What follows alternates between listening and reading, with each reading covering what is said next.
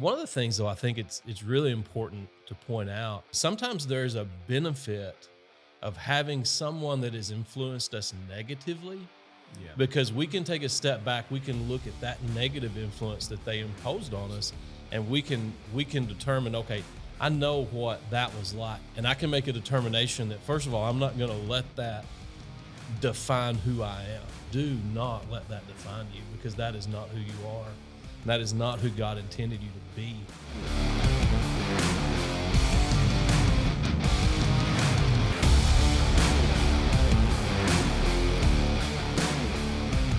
Hey, listen, welcome to the Man Up Podcast. I'm Terry Gwaldy. I'm going to be your host today, where my goal is always to help men discover their purpose, carry out their assignment, and leave a mark that can't be erased.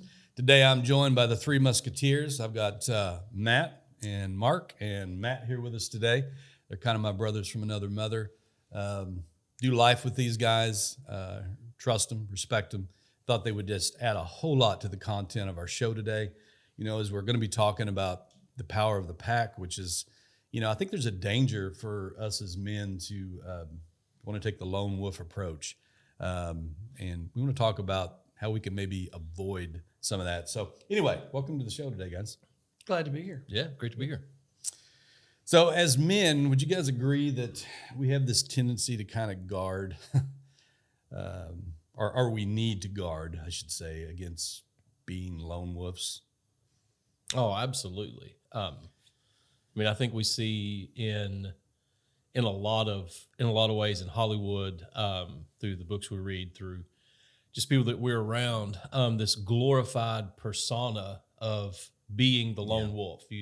You can do it on your own. You don't need anyone. You don't have to have anybody around you.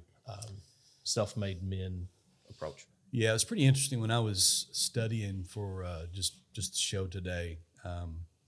If you study like a wolf pack, that term, when we say lone wolf, you know, we think, well, it comes from a wolf, you know, he's outside of the pack. You know, and for men, you know, exactly what you said, we think, well, I'm going to pull myself up by my bootstraps. I'm going to do this, you know, on my own. I don't need anybody else. But in the real wolf pack, that's not the way it is at all. It's pretty interesting if you study. In the wolf pack, the older wolves are the ones at the front of the pack. In the middle of the pack are your stronger wolves. And then at the very end is the alpha wolf. And he has the view to see everything that's coming, you know, in any kind of danger. Interesting enough, the older wolves are at the front because they're setting the pace because they don't move as fast. Believe it or not, also, they will be the first ones that are picked off. And the pack, you know, I guess, you know, survival of the fittest, so to speak. But the true term lone wolf in an actual wolf pack is the wolf doesn't leave until it's time for him to go for a period of time as a lone wolf to develop his own pack. And so I think that's part of the missing story that we miss, you know, when we take that term over, you know, to us as men, is like some guys, we take that as a badge of honor, that it's the lone wolf and I'm going to be by myself doing it on my own for the rest of my life. And that's really not even the way it is in nature. So anyway, I think really God expects us to live in a community of believers. He designed us that way. So why do you think a lot of men, Matt, just want to do life alone and kind of take the lone wolf approach? Any thoughts on that? Yeah, I mean, I think it goes. Yeah, I think it goes way back, even to our grandfathers and our great grandfathers. I think the world was different, life was different, and it's kind of how they were brought up and taught. So through the years, it's kind of been carried on, and it's like Mark said, it's led into Hollywood and radio and everything else, where everything about a man's persona is just this tough guy. You know, if we don't, if we show any weakness as the leader, so to speak, then it makes us vulnerable. And I think that's something that men are scared of. And I think it's something that's been instilled in us throughout history, that we're not supposed to be vulnerable. We're never supposed to show how we really feel. And for that matter, I'm not even sure we're supposed to have emotions and feelings. We are a machine. Yeah. You know, one of the things that I thought would add so much to our talk today is that all of us shared time around a campfire with other guys. And so some of you maybe are watching this today. You were part of the Man Up Adventure Camp. We'll have another one of those this year. It's an annual event. But if you weren't, we break down groups of men into groups of 10. And it's around those campfires where some of the stuff that we talk about on this podcast is real life, what we hear. And I would say, in each individual group, didn't you guys hear things that coming from other guys that like were the result of trying to do life alone, and either how that messed them up, how that limited them, how that hurt them, how that held them back? Somebody talk a little bit about that, because I know with the guys in my group, that was definitely the case. I would say early on, I'll use myself as an example instead of using somebody else that was at camp. But, I grew up with a dad that was always, don't cry. If you got hurt, you didn't cry. And it was always rub some dirt on it, it's always going to be okay. And, I never saw him cry until he was probably up in his 50s or 60s. No matter what happened, he didn't cry. And so that was the example that I learned to live by. And it's honestly what I started out. I've got 2 boys, and I've started out teaching them that. I mean, from they're 5 or 6 years old playing baseball, and they'd get hurt and start crying, and I'd be like, you got to suck it up. And I'd push that. And a guy that I would consider a mentor pulled me aside and said, you can't keep railing on your boys that way. And I never had thought about it till he said something. That was just, I was repeating what I had seen. So I was going to say, isn't that interesting? Because I think if we all got honest, the things that we have challenges with as adults, most of it stems from our past when we were kids, either what we seen, what we went through, even how we parent today, how we treat our wives. It's said that, our husband or our sons are going to grow up and marry someone that's like their mother, and our daughters somebody that's like their dad. And talk about putting some pressure and perspective on us as men on how to live out that example. It's that can be a lot of weight. What do you think the danger is in guys with this lone wolf approach? Any thoughts on that? What was some of the feedback you maybe at camp, or maybe just from your your own personal life? What's the danger in kind of taking that approach? Yeah. So one for me is that you miss out on the wisdom that other people have. I know, just sitting around the campfire, one of the things that surprised me and probably should not have is every time someone shared a story and they would say, I've never told anyone else this, but, and whatever that story happened to be, there was always someone else at the campfire that had been in some form or fashion in a similar situation. And quite often that person had wisdom to share. I think that's one of the things that we miss out on in a very individualistic and private culture. So we're very individualistic. We're very private. We don't share a lot. We share the highlights of our life on Facebook, and that's the highlight reel of our life. We don't share 99% of what's going on, and most people don't know. Yeah, exactly. We share what we want people to be impressed by. And so the whole point of it, though, is that if we are not involved in relationships, if we're not involved in fellowship, if we're trying to do life on our own, then we're missing out on wisdom that comes from other men, sometimes older, sometimes younger. I have an 18-year-old son that has blown me away in the last 6 or 7 months by some of the very, very wise things that he said. Even something, when we left camp, he was at camp in a different group than me. But even when we left camp, I said something to him. I said, hey, I'm thinking about next year maybe doing something a little different here or here. And he said, well, Dad, he said, it sounds to me like that's what you want to do, but honestly, that's probably not going to benefit anybody else but you. And I said, wow. Yeah, thanks. He knows me well. He's known me all his life. So, yeah. So anyway, having said all that, we miss out on wisdom that would be so beneficial to us. If I can add on to that, because I think you're spot on. I think, like we said earlier, as men, we head down that path because we don't want to be vulnerable. So I don't want to be vulnerable to you guys, right? But what we miss out on is when we keep all that in and we think we're just going to deal with it. Well, we make ourselves vulnerable elsewhere, and it's exposure to the bad things in life. So it makes us more prone to alcoholism, to drug addiction, infidelities, whatever. Because whether we realize it or we want to admit it, you're going to cope with those things. You're going to deal with those things. So how do we? Yeah, it's like those things that are in the dark or what's allowed to live, and once you pull them into the light. Yeah. What I was just going to say, I was reminded when you were talking about social media, because so many of our listeners can obviously relate to this. We show the highlight reel, but the other side of what that does is it sets up this unrealistic expectation. And so if somebody's viewing that and they don't have that awareness, it's like, that is not my life. I could never live up to that.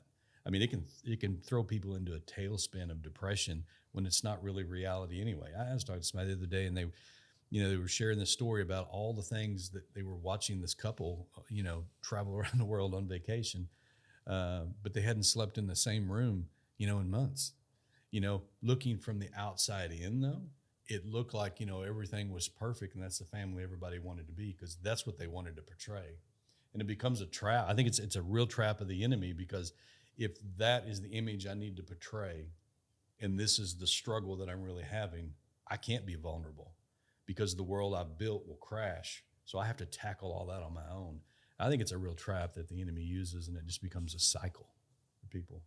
Yeah, it definitely makes us an easy target. You bring, talking about the enemy. One of the grandest failures in all of the Bible was the guy that God also said was a man after his own heart, which is David. And those familiar with the story will remember that David, had the extramarital affair with Bathsheba, which led to a child out of wedlock, which led to David trying to cover it up, which led to a murder, which led to a child dying. It was just one failure after another, just compounding problems, compounding issues. But the very, very beginning of that story, the first phrase in that story is, in the springtime, when kings go to battle, David stayed in the palace. Yep. And he isolated himself, which made him very vulnerable to temptation. And then we know the story that follows. So many guys that have the same story, and a lot of times it is because of isolation. I've always felt there's 3 key relationships that every man needs in their life. And talk about that just for a minute. All of us, kind of to what Mark was saying a while ago, you miss out on the experience. Experience comes from making mistakes, usually our own. Wisdom comes from learning from the mistakes of others. And obviously that's what we want to do. And that's part of the cheat code that kind of propels us forward. I don't have to wait 20 years to learn it on my own. I can go take your bumps and bruises and scars if you're willing to share them with me, and I'm willing to listen and move me beyond some of those things that maybe I don't have to experience. And so I think those 3 key relationships is to keep us healthy as men. We need somebody in our life maybe that's a little bit further behind us. And what I mean by that is we've been there. And so because we've been there, to them, we can share that experience so they don't have to make some of the same dumb mistakes we did. And then we need those guys in our life that they're walking in the same season we're in. There's something about the age and the stage that you're in. I mean, our producer today, had a baby that just come home yesterday. Congratulations, Shane. Little Theodore's made it home. He needs to have someone in his life that's got infants, because he's going to be dealing with different struggles and different seasons in his life right now that he's never dealt with. He needs someone there that can relate to that. But he also needs the third relationship, just like we do, somebody that's lived through that. Somebody can say, here's what you need to watch out for. Here's why you should value that time. Here's why this is so significant in this life. Don't lose sight of this. So in other words, we all need someone that's a little bit further ahead of us. And so I want us to take that thought. I want you guys to think and just for a moment, tell the audience about the 3 maybe most influential people in your life and how they've impacted you. And any one of us can go. So for me, it was, I had 2 dads because my parents divorced when I was about 2. So I had a dad and a stepdad, and I don't remember not having both of them. And so those two were a huge influence in my life, and then my wife also. But early on, those two coached me in a lot of sports, played a lot of sports growing up. And I always looked up to my coaches, not just my dad's, but the coaches on my team. And I didn't realize it until the last 4 or 5 years. The pastor at my church and my current employer both pointed out the need for mentorship or coaches in life situations. And I had never thought about that till I was at least 40 years old, which is crazy to me because now I look back and I'm like, it's one of the things I have an issue with in my own mind is I'm learning all this stuff that would have been helpful when I had kids that were in the house still. I'm like, oh, I could have handled this situation better. I could have done this thing. But I had that lone wolf mentality because I thought from my own experiences that I could just do it on my own. And I never read a book, never listened to anything, never got any guidance on how I should be doing it. I think what's interesting about that for us as men, this was a different thinking, for me as well, is, the people that are the most highly successful would be the people you think they don't need any additional help. But yet, if you have an athlete, he has multiple coaches. If you have a successful artist, they have a voice coach. They have, musician. If they're an actor, speech coach, an acting coach, all these people have coaches. But yet as men, I think we look at that like, I don't need anybody. That's a weakness, we don't look at it as coaching. We look at it like, I don't need a therapist. I don't need any time on the couch. And, the people that are achieving the most are the people that have realized there's value in somebody else speaking into their life. So, I think that's so true. Who else? Influential people. Some kind of impact. Yeah, I think what I was thinking, and I was thinking this morning, and then as Matt was talking, it was just kind of driving down. My thought was, for most everybody, good, bad, or indifferent, your parents are two of the biggest influences you had in your life. Were they there? Were they not there? Were they strict? Were they not strict?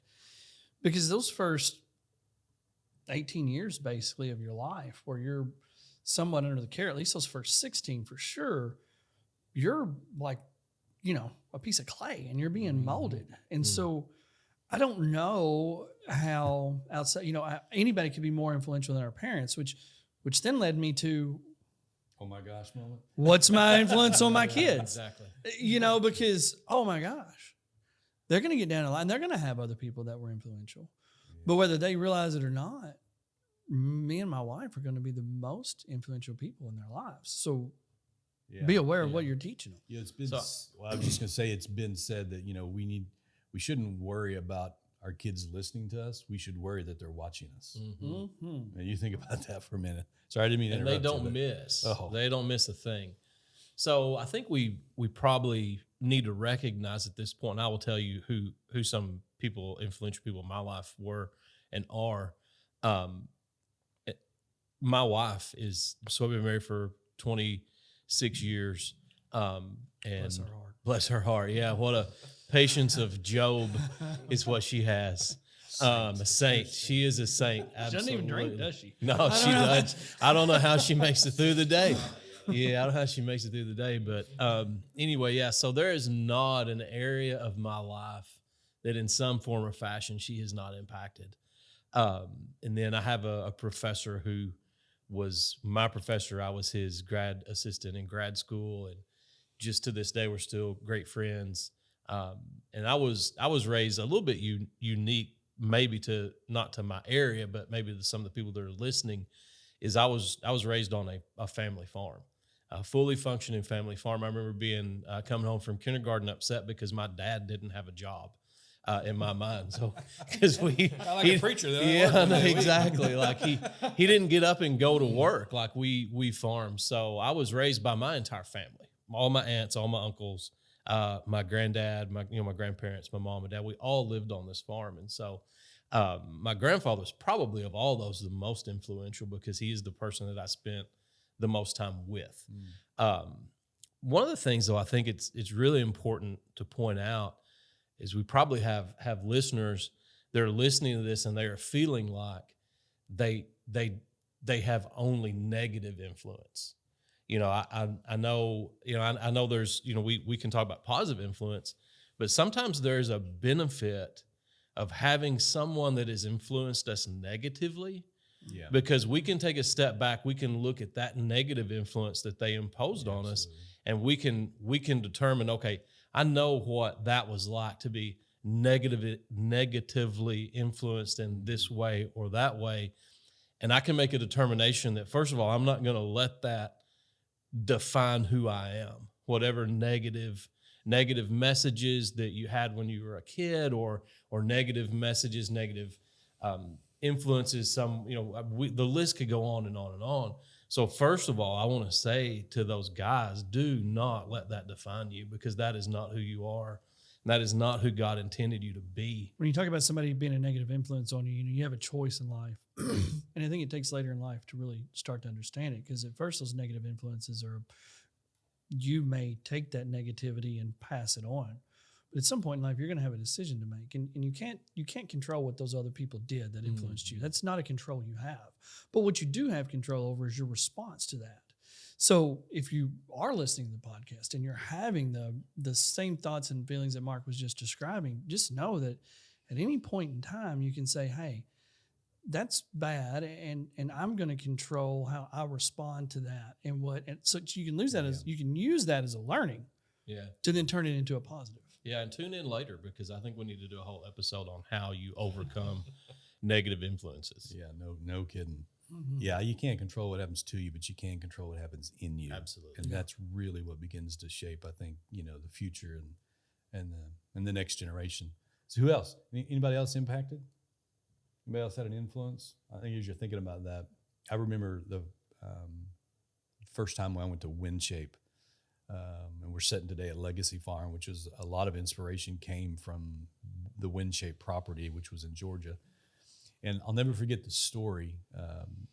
Truett Cathy, the founder of Chick-fil-A, multi-billionaire, I guess, probably at that point in his life, went and looked at this property where WindShape is at today. And this was probably been 25 years ago, I'm guessing, maybe at this point, maybe over that. And there were some broken down dairy barns. And he wanted to have a place for foster homes and a place for kids, and had a vision to help marriages. And he was looking at all this, and he had all of his key people there. And all of his, when he asked, like, so what do you think? So he had his counselors around him. He wasn't being the lone wolf. So this is nothing but a giant money pit. We need to run from this. But his wife was there. He said, honey, what do you think? And she said, I think we're standing on holy ground. He said, yeah, me too. Let's do this. My point in sharing all that is kind of what even Mark was saying a while ago. He considered, just like I consider my wife, that's my most trusted advisor. And he would refer to his wife the same way. This is my most trusted advisor. Those other men had a role. They had a place. But it kind of leads me to this, is that we should have multiple mentors in our life. The guy that is going to be able to help me plan for my financial future might not need to be the mentor that helps me be the best husband. And the guy that's the best husband, he might not be the best mentor or coach for me to be the best father. Maybe he didn't have one. Maybe, you know what I'm saying? I don't know what his faults were. So we need multiple voices, I think, in our life. Who else has had someone that's just really impacted them? Similarly, for as you, my wife would have to be probably the biggest influence. I'd always gone to church, or had gone to church for years when we started dating, but I did not have a personal relationship with Jesus at that point. And I'll never forget where I was. We met at Murray State University. We were we'd been dating for at least 2 years, and we're sitting in a parking lot in the car in Murray, and it got into a deep conversation about what our future looked like. And she said, I want to marry a man that'll go to church with me. I don't want to be that woman that's going to church without her husband and raising kids. And I promised her right there, and I had all intentions. I said, I will be that guy. I will go to church with you. And, but I had no intention. I just, being honest, I was raised in the Catholic Church. I had no intentions of converting. She was raised Baptist. We were going to Baptist church. So I was trying to do both. And later on, you were trying to get married. Yeah. I was just trying to get married, and There were goals. you know, we were probably about 7 or 8 years into our marriage before I had that moment where come to Jesus moment. Literally. So, So there's a difference between just going to church. yes, And knowing definitely, Jesus? definitely a difference no of having that podcast. relationship. And so, I mean, I don't know how I could say that another person had a bigger influence than my wife, because I wouldn't have gone down that path otherwise. Yeah, I was sitting here thinking. I mean, I don't kind of piggybacking off what you said, and I've been thinking it. I don't want to sound so cliche, but my life was a train wreck up until I was 27, and met the Lord and truly found salvation. Last year, you were still trying. Yeah, it was this last year. It's crazy. Hard to believe. I know Mark thinks I'm old, and I'm really not. But there's no one that's had the biggest influence on my life. I mean, I can go back to that time period.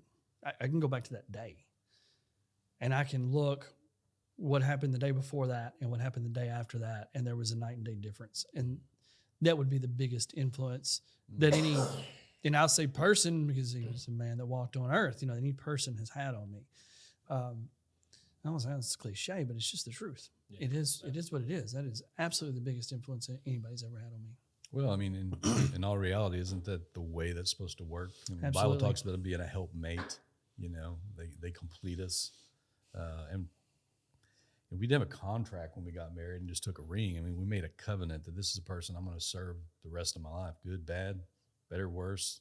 I mean, and that's a two-way street. And so, wow, I think sometimes we look at the marriage from a totally wrong perspective. I almost cringe when I hear people talk about their wives, like my old lady. It's like, man, you don't get it. You know what I'm saying? You're not understanding the full, picture there. So anyway, I want to talk to the guys just for a minute about, when we're talking about mentors and we're talking about coaches, I'm just going to give you some practical advice on how to find some. You said, well, that all sounds great, guys, but those are not the kind of people that I run in the circles with. Those are not the kind of people, that I know, or I have no additional time in my schedule to allow someone else to speak in my life. Maybe in a spot where, and I don't really even go to church. I don't have a problem with God. I just don't like any of his kids, so I don't go hang out with them on Sunday. I mean, there could be a myriad of reasons, but listen to me. You can be mentored from a book. Mm-hmm. You go buy a book and sit somewhere and listen to the book. Now you don't even have to read it. Somebody will read it to you, and you could be mentored on that subject. You're listening to a podcast today. Great resource. There's so many podcasts out there, and they don't cost anything. Someone can influence you. But when it comes down to having those personal relationships, find someone that you feel like that you really can glean from, again, in a very specific area. So in other words, I'm not looking for Superman for everything in my life. There may be 5 or 6 dudes, that can help me in 5 or 6 different areas of my life. And then when you find them, be respectful of their time. That's the thing. If you actually go to somebody and say, man, I'd love for you to be, a mentor, would you consider that? Put yourself in their shoes. They don't really know what they're committing to. But if you'll simply say, could you spend 30 minutes with me and keep it to 30 minutes? And then when you go, be prepared with some questions that you're going to ask. You'll find that there's a lot of people that will take time to invest in your life. And those people are around you. And even if those people are not readily available, again, there's so many other resources. But I think, the biggest thing in that is, to make an attempt and get beyond the phase of, man, that is a weakness for me to reach out to anybody. No, it's really a sign of confidence, and you wanting to develop your potential. Do you have something to add to that? Yeah, I did. I mentioned over here to touch on that. So I learned a lesson a few years ago that I think applies right here. And ironically, it was with some technology that we had to learn at work. And it was a very, very extremely busy time in life. And there was some technology they wanted us to learn, and we didn't have to have it. And my thought process was exactly what you just said. Well, I don't have time. But something clicked, and I realized, well, I don't have time not to. Mm. I don't have time not to do this, because by taking the time to learn this, it's going to save me. It's going to make me better and save me so much. So say this. If you're listening to this podcast, You chose to listen to this podcast. Nobody made you. So that means you have a desire to better yourself. Yeah. But it's natural to think, I can drive down the road and I can listen to this podcast with these ideas these guys are throwing out here. Just like you said, I don't have time for that. How can I've got to get my kids to ball practice. I got to get them to school. I've got all these things going on at work. Oh, and my wife wants a date night and all these things. And I don't have time. Yeah, life. But if you're already listening to this podcast, you want it. Do you have time not to make those changes? Because if you don't make those changes now, then you may never make those changes. And it can be 30 minutes. It can be something small. Yeah, and I think you have to think about this as an investment too. Absolutely. One of the so you're talking about finding guys. There's nothing. Well, I don't know. Nothing may be a stretch, but guys love a free lunch. Especially listeners, listeners. And I it better come love with dessert if you take Mark. Yeah. Are you buying today? Is that I what you're love- saying? I'm hungry. You hungry? Yeah. So Are you committing? I'm now? committing to lunch. You're being a lone wolf, Mark. I know. I didn't say I was going to eat by myself. What I'm trying to get to, listeners, I'm the guy that everybody likes to make fun of. It's easy. But I know how to make it pretty easy. So anyway, what I was trying to get to before I was so rudely interrupted is that if you will offer to buy a guy lunch, they will give you their time. And think about it as an investment. Say, I want to buy your lunch and I want to spend 45 minutes. Terry can do it in 30. I talk longer.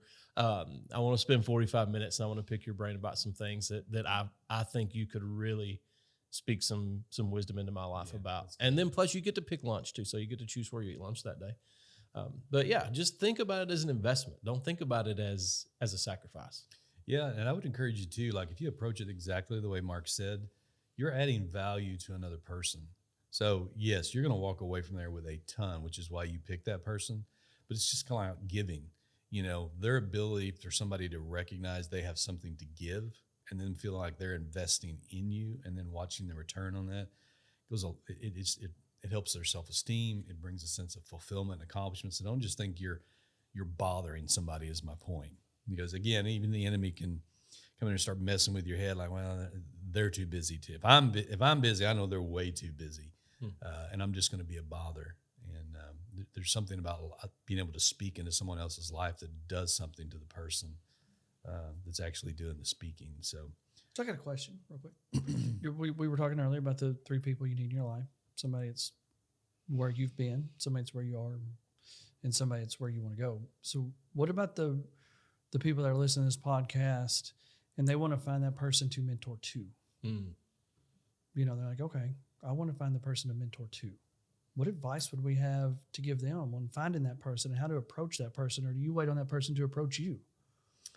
Well, I think some of that obviously, has to do with your personality. But I think if you really start understanding the value of that, kind of just to piggyback on what I just said, I see the value in finding someone else for what it does in my life as well as what it's doing in theirs. So I tend to want to be proactive with that.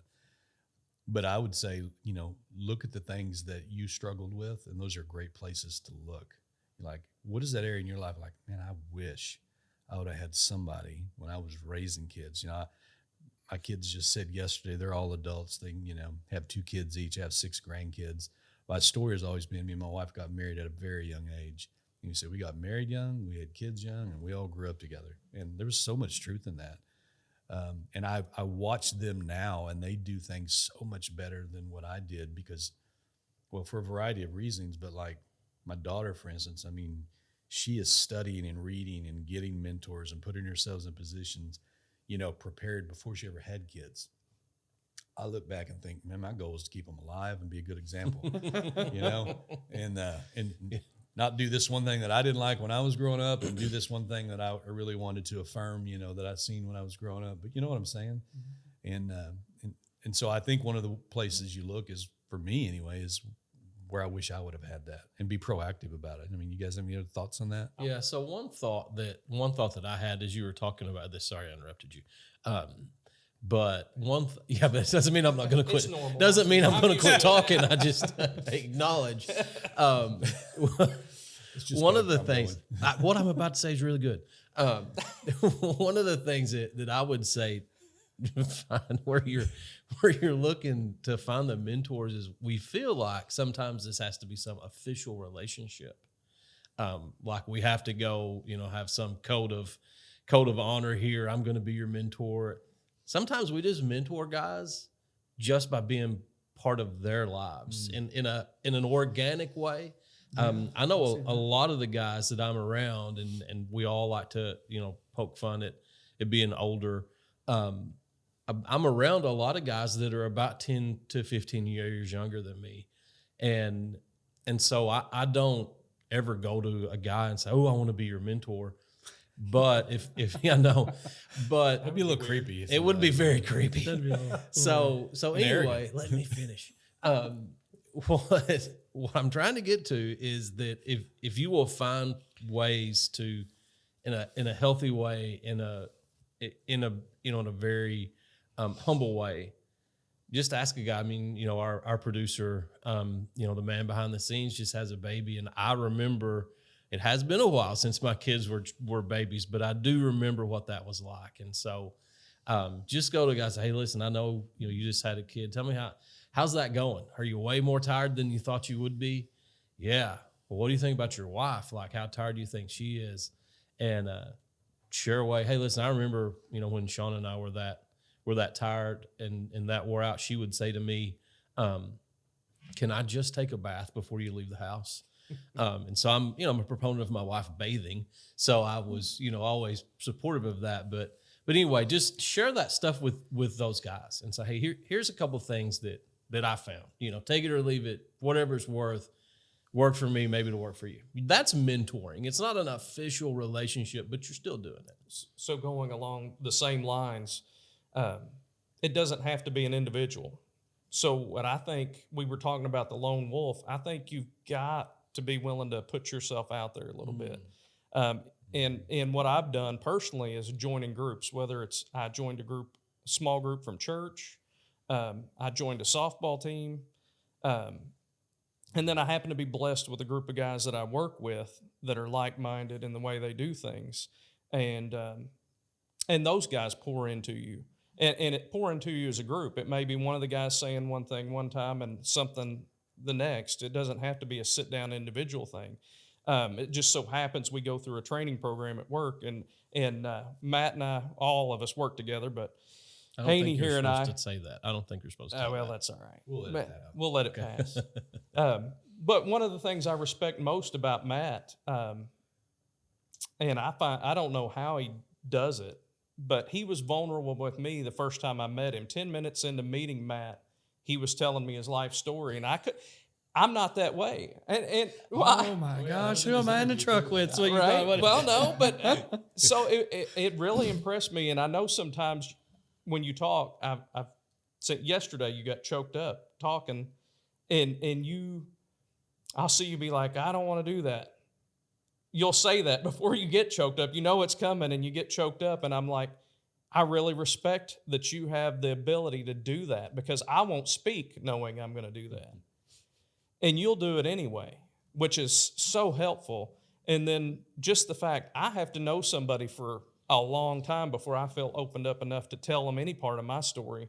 And I felt like I knew Matt 20 minutes after I met him. So it's something I respect about you. And I think it's good and relates back to this situation.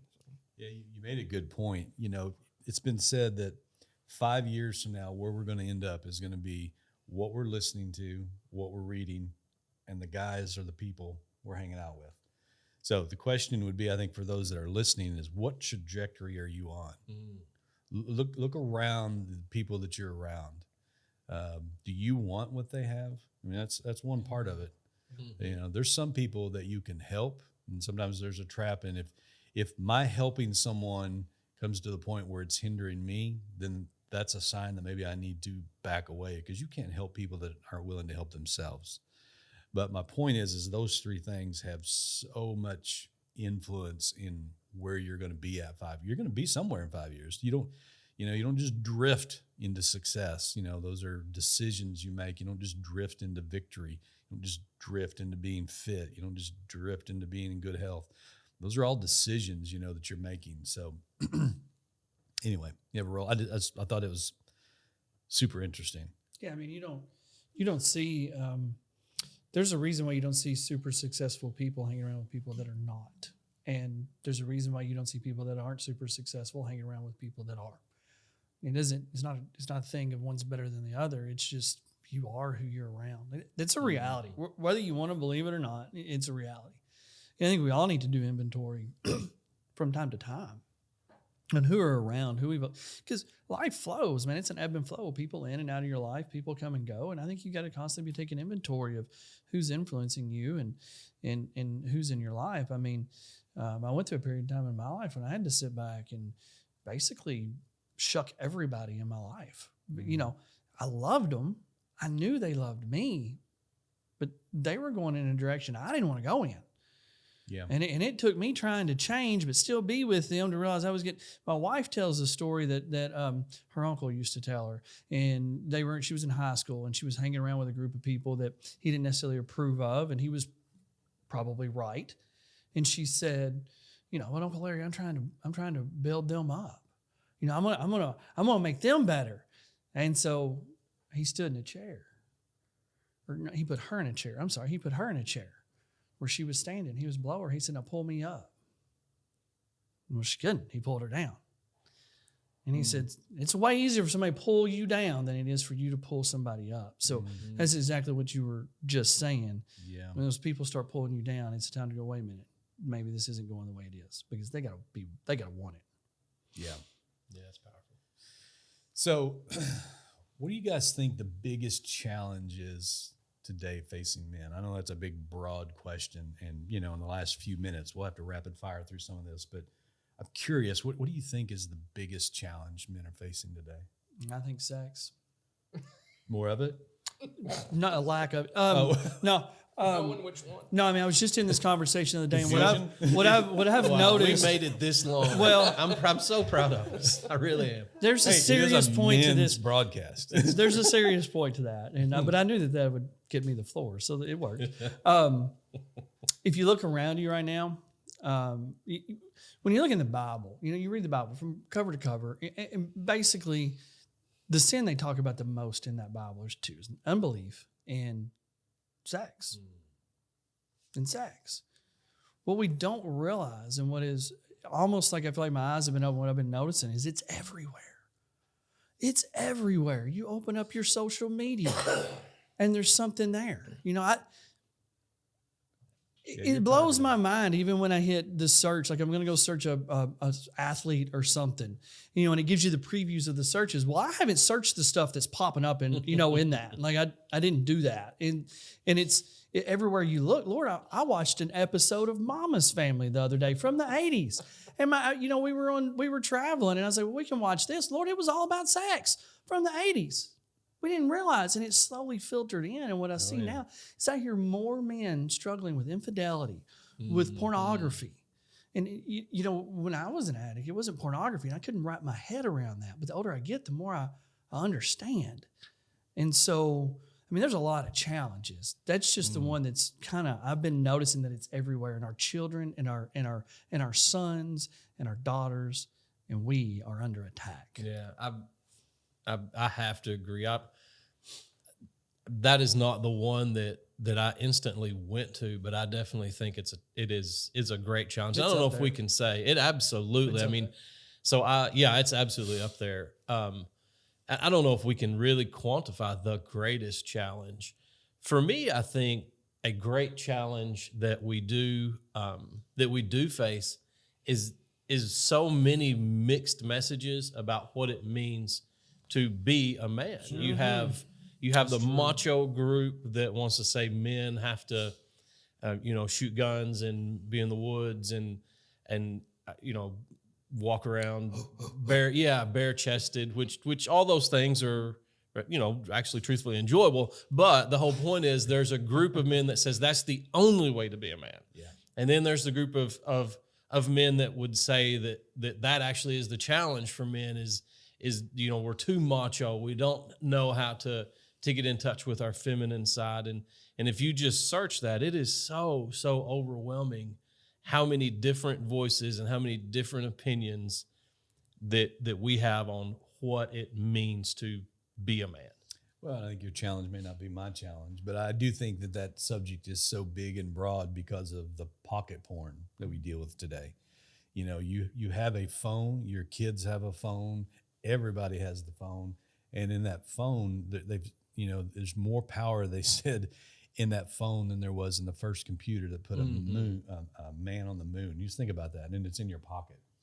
And so, we're not really that old, but most of us sitting here at this table, if we were going to participate in that kind of temptation when we were growing up, you had to go to some place and you had to purchase that. And there was even a sense of probably embarrassment to be able to do that. And, all that has been removed, kind of in the digital age. And so it becomes a much bigger trap. Again, we could talk about that forever, and we only have a few minutes left. I want to kind of rapid fire some fun questions, but I also want to throw out just a few more serious ones. And I'll throw this one at you, MJ. If you could go back to your 18-year-old self, what advice would you give yourself?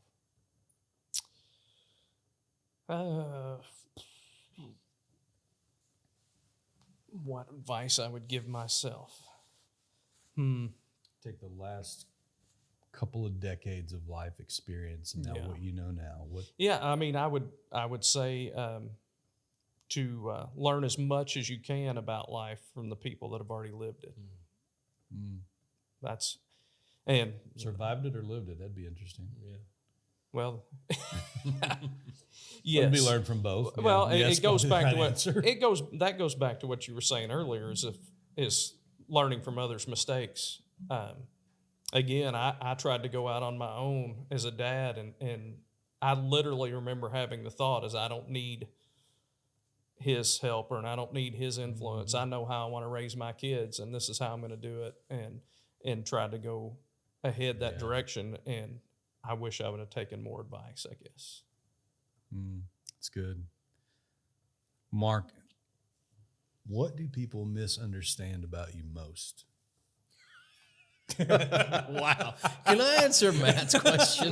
No, that was way too easy. I feel what people misunderstand about me the most. Yeah, I mean, obviously it's your opinion, but what do you think that is? The way what do you find you're defending when yourself I try to say the word about? when I try to say the word light or might. Yeah. So on a serious note, what people misunderstand about me the most probably is how deeply insecure I can be. There's a moment of vulnerability. Yeah, see, someone make fun of me now. I can't. I'm sure Matt. That's what we call listeners. That's what we call a power play. But yeah, no, I mean, how deeply, how deeply I can feel insignificant and inept. Matt, I'm going to throw the same question at you just because I think I'm curious to hear your response. Not Mark's, but the other Matt's. If you could go back to your 18-year-old self, what advice would you give yourself? Well, I'd give myself actually two pieces of advice. So the first, I was a young business owner at the time. It was my first dive in entrepreneurship, and I'd been doing it for a while, but I just graduated high school. I was getting serious about it. So the two pieces of advice I would give myself is, number one, being cool and popular with a bunch of friends is not important. That's not important. That ultimately is what sent me down a path of failed businesses and failure in life. But with that, it sounds cliche, but it is the truth based on the subject of this podcast. Is where it comes cliche, but I would tell myself to get a mentor.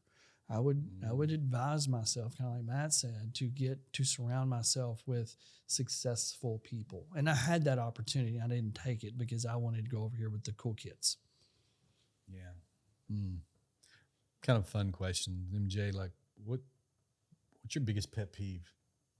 Tell the audience your biggest pet peeve. Is it somebody at this table? You can point. I don't know. I would say biggest pet peeve. My biggest pet peeve is when things aren't cleaned up. I come behind people a lot and pick up after them, and I don't know if it. Mark's laughing. I don't think I've had to pick up behind him. Anyway, I think that may come from. That may just be coming from. We may be telling Shane about this because it may just be coming from kids. where you're following around. I'm like, pick that up. And they don't pick it up. You end up picking it up, whatever. But just let him live in that fantasy land for a little while longer. Right? I am now. Okay.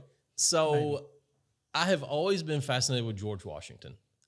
So I think I would choose George Washington. There's so many that I would choose, but I think today I would choose George Washington. Ask me tomorrow, I may have a different person. Too. Yeah. After Jesus. Matt, if you could have, George Washington and Jesus. Huh? If you had one meal to eat for the rest of your life, you had to eat it every day, what would it be? Ribeye steak, baked potato. Ribeye steak. But I would prefer some seafood on that plate with it. Does a Chinese buffet, does that count as a meal? Is that really food? Well, maybe. I don't know. Well, you're going to have to eat it a lot because you get really full, and 30 minutes later, you're like, well, that's gone. This thing would do with the cat population. I don't know if that's a good idea. Anyway, gentlemen, I appreciate you coming into the show today. I think even more I appreciate your friendship.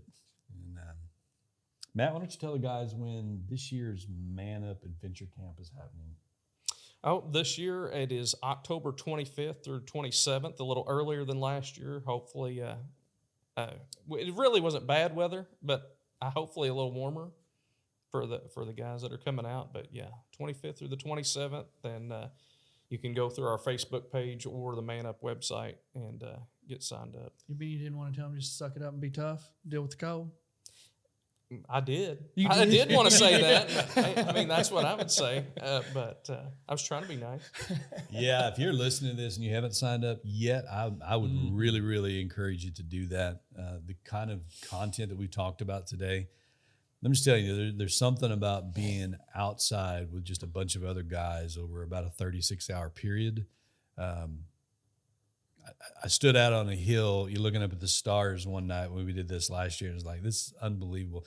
What has changed? Well, what had changed was us, but when you pull those guys together and you put the cell phones down, it gives God a magical opportunity to begin to speak to you. And we all know one word from God can change your life forever. So anyway, I encourage you to look more, read more about that. Follow the podcast. We'll be talking about a little bit more as the months go by, but it'll definitely be a life-changing event for you. And, you and maybe God's speaking to you about leading a camp, 10 other guys. And so there's all kinds of opportunities.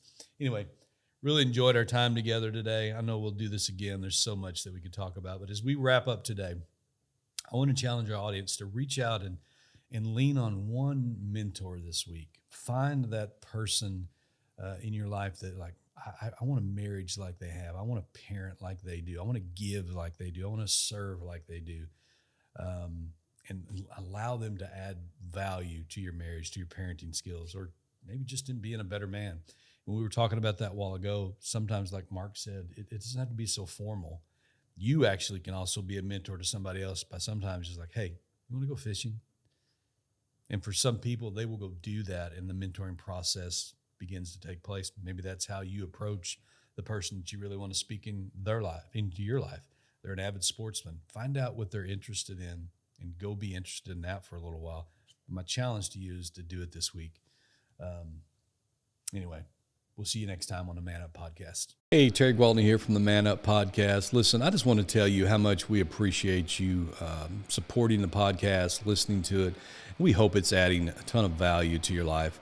Also want to ask you to do us a favor. If you could like and share this podcast on wherever you consume your social media content, whether that be YouTube, LinkedIn, Facebook, we would appreciate it. It just helps us get the word out so we can help more people. And maybe you've never experienced the Man Up Adventure Camp that we do in October. You can check out our Facebook or our website, manup-camp.com. Once again, I want to thank you for listening to the Man Up Podcast, and we'll see you soon.